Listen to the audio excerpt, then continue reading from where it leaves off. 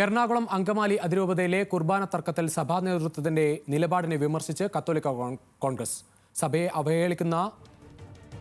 അവഹേളിക്കുന്നവരെ വൈദിക സമിതിയിൽ ഉൾപ്പെടുത്തിയത് പ്രതിഷേധാർഹമെന്ന വിമർശനം. ഫാദർ ജോൺ തോട്ടുപുറത്തെ കുർബാനയ്ക്കിടെ ആക്രമിച്ചവർക്കെതിരെ നടപടി വേണമെന്നും ആവശ്യം. മാർ റാഫേൽ തട്ടിലിനും മാർ ജോസഫ് പാംപ്ലാനിക്കും കത്തോലിക്ക കോൺഗ്രസ് നേതൃത്വം കത്തയച്ചു. കൂടുതൽ വിവരങ്ങളുമായി കൊച്ചിയിൽ നിന്ന് സഹിൻ ആന്റണി ചേരുകയാണ്. സഹിൻ, വിശദാംശങ്ങൾ.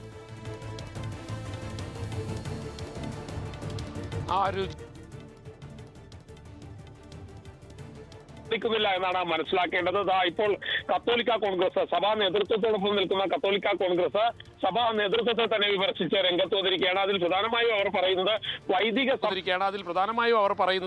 വൈദിക സമിതിയിൽ വിമത വിഭാഗമെന്ന് ആക്ഷേപിക്കുന്ന വൈദികരെ എടുത്തത് ഒരിക്കലും സഹിക്കാൻ കഴിയാത്ത ഒരു അവസ്ഥയാണ് കത്തോലിക്ക കോൺഗ്രസിന് ഉണ്ടാക്കിയിരിക്കുന്നത് എന്നുള്ളതാണ്. അതൊരിക്കലും അംഗീകരിക്കാൻ പാടില്ലാത്ത ഒരു കാര്യമാണെന്ന് പറയുന്നു. ഒപ്പം തന്നെ കൂരിയെ പിരിച്ചുവിടരുത്,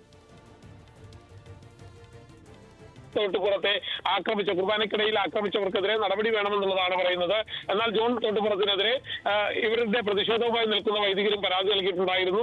കൂടാതെ റാഫേൽ തട്ടിലിനും ഒപ്പം തന്നെ മാർ ജോസഫ് പാംപ്ലാനിക്കുമാണ് ഇത് സംബന്ധിച്ചുള്ള കത്ത് കത്തോലിക്ക കോൺഗ്രസ് നൽകിയിരിക്കുന്നത്.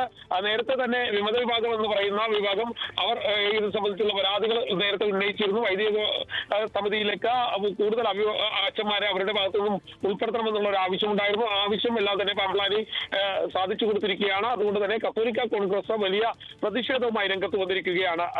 രുചിഷ്. ശരി സാർ.